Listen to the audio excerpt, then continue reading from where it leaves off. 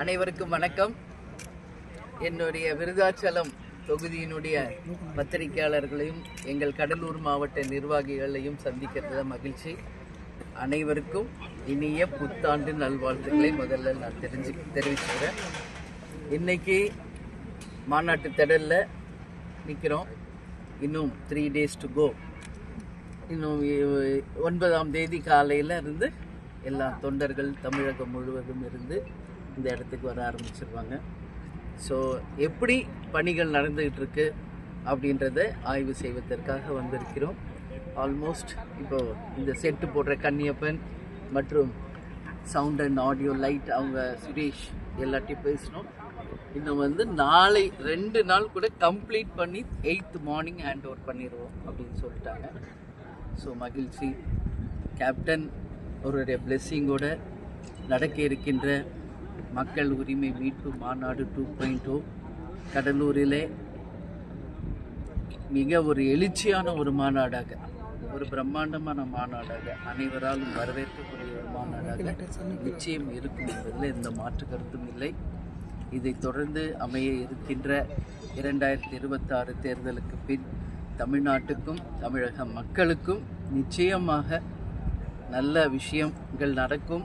ஒளிமயமான ஒரு எதிர்காலம் நிச்சயம் அமையும். நல்ல ஒரு மாற்றம் வரும் என்பதில் எங்களுக்கு எந்த மாற்று கருத்துமே இல்லை.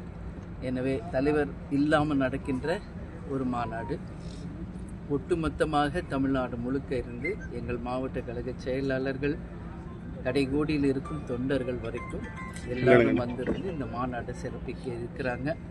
எனவே இன்னும் 2-3 நாளைக்கு எல்லாருமே இங்கே தாங்க இருப்பாங்க. ஸோ நாங்கள்லாம் 8th வந்துடுறோம். ரிஹர்சல், அதாவது இந்த டைமுக்கு 8th அன்னைக்கு கம்ப்ளீட் நாங்கள் ரிஹர்சல் பார்க்க இருக்கிறோம். வித் லைட், சவுண்டு, அப்புறம் விஷுவல், அதே மாதிரி எல்லா செட்டெல்லாம் முடித்து கம்ப்ளீட் பண்ணி ஒரு ரிஹர்சல் இருக்குது. ஸோ 9th மார்னிங்லேருந்து மாநாட்டுக்கான பணிகள் தொடங்கி இருக்கிறது என்பதை தெரிவிச்சுக்கிறேன். மேடம், மாநாட்டில் கூட்டணி குறித்த அறிவிப்பு ஏதாவது வெளியே வாய்ப்பு இருக்கா? இல்லை, இன்றைக்கி உங்கள் எல்லாருக்கும் தெரியும். காலையிலேருந்து என்னோடய ப்ரெஸ் மீட் பார்த்துருப்பீங்க. தலைமை கழகத்தில் எங்களுடைய மாவட்ட கழக செயலாளர்கள் அனைவரையுமே அழைத்து அவங்க கருத்துக்களை நாங்கள் கேட்டிருக்கோம். அதை ஒரு வாக்கு மாதிரி அவங்கவுங்க கருத்தை எழுதி கொடுத்துருக்காங்க. ஒவ்வொரு தனி நபரும் அவங்கவுங்க கருத்துக்களை அவங்க ஜனநாயக ரீதியாக அவங்களுக்கான உரிமையோடு அந்த மாவட்டத்தின் பிரதிநிதிகளாக இருந்து அதை எழுதி கொடுத்துருக்காங்க. அது ஓட்டு போடுற மாதிரி நம்ம பாக்ஸில் போட்டிருக்காங்க.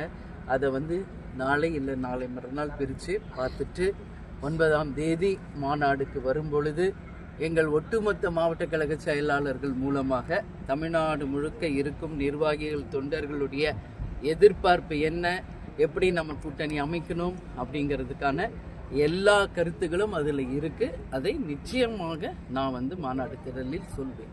மாநாட்டில் எவ்வளோ பேர் பங்கேற்பாங்க எதிர்பார்ப்பு மேடம்? அங்கே நிறைய ஒரு பெரிய அளவு, ஏன்னா கேப்டனுடைய கட்சி, கேப்டன் மாநாடுன்னா என்னன்றது இன்னைக்கு உலகமே தெரிஞ்ச ஒரு விஷயம். இதுவரைக்கும் தமிழ்நாட்டில் இதுவரைக்கும் நடந்த அத்தனை மாநாடுகளிலும் மதுரையில் நடந்த மாநாடு தான் இன்னைக்கு வரைக்கும் சரித்திரம். அதுக்கு அடுத்து நடந்த பல்வேறு மாநாடுகள், இளைஞரணி மாநாடு, மகளிர் மாநாடு, அதே போல் சேலத்தில் நடந்த மாநாடு, விழுப்புரத்தில் நடந்த மாநாடு, நான் ஒவ்வொன்றா சொல்லிகிட்டே போகலாம். கேப்டன் இருந்த இந்த கட்சி ஆரம்பித்து 20 வருஷம் நாங்கள் நடத்திய மாநாடுகள் அத்தனையுமே தானாக சேர்ந்த கூட்டம். அதுதான் அங்கே முக்கியம். தலைவர் இந்த தேதி இங்கே மாநாடு அப்படின்னு சொல்லுவார். அவங்கவுங்க வண்டி வச்சு அவங்கவுங்க சோறு கட்டி அவங்கவுங்க சேர்ற ஒரு மாநாடு, அதுதான் தேமுதிகவின் மாநாடு என்பதை நான் பெருமையோட இந்த நேரத்தில் கொஞ்சம் பொறுமையா இருங்க. நானே சொல்றேன், விருதாச்சலம் தொகுதி எப்பவுமே எங்க தொகுதியால எந்த மாற்று கருத்து இல்லை. கேப்டனுக்கும் தேசிய முற்போக்கு திராவிட கழகத்துக்கும் முதல் வெற்றியை கொடுத்த தொகுதி விருதாச்சலம். இந்த கடலூர் மாவட்டம் விருதகிரீஸ்வரர் அருளால், விருதாம்பிகை அருளால் ஒரு மகத்தான வெற்றியை கொடுத்த தொகுதி. என்றைக்கும் எங்களுடைய நெஞ்சிலிருந்து அகலாத ஒரு தொகுதி. அதனால தான் அந்த சிறப்பு இந்த வாட்டி கடலூர் மாவட்டத்திற்கு அந்த மாநாடுக்கான அந்த சிறப்பு இன்னைக்கு வந்திருக்கு. எனவே உங்கள் எதிர்பார்ப்பு என்ன அப்படின்றது எனக்கு தெரிகிறது. கொஞ்சம் வெயிட் பண்ணுங்க. ஏன்னா ஒட்டுமொத்தமாக எல்லாருடைய கலந்தாலோசனைக்கு பிறகு கூட்டணி முடிவு செய்யணும். அதுக்கப்புறம் தொகுதிகள், அதுக்கப்புறம் யார் வேட்பாளர், எந்தெந்த தொகுதி, இது எல்லாமே இருக்குது. ஸோ இவ்வளோ நாள் வெயிட் பண்ணிட்டீங்க, கொஞ்சம் வெயிட் பண்ணுங்க, தெளிவாக உங்களுக்கு நான் சொல்கிறேன். கூட்டணி எத்தனை தொகுதி மேலே கேட்பீங்க? 234. அது தெரிஞ்சது தானுங்களே, எத்தனை தொகுதி கேட்பீங்க இதெல்லாம் நம்ம கேட்க முடியாது, சரிங்களா?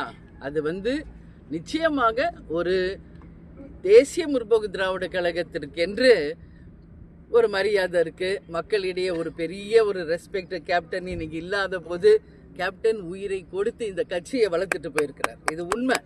அதனால நிச்சயம் தேமுதிகவுக்கான இடம் எல்லா கட்சிக்கும் தெரியும். நிச்சயம் எங்களுக்கான அந்த இடங்களை நாங்கள் பெறுவோம். நன்றி உங்க எல்லாரையும் பார்த்ததுல. அதனால நாங்கள் அப்படியே எல்லாம் சுற்றி பார்க்க, சரிங்களா? வணக்கம்.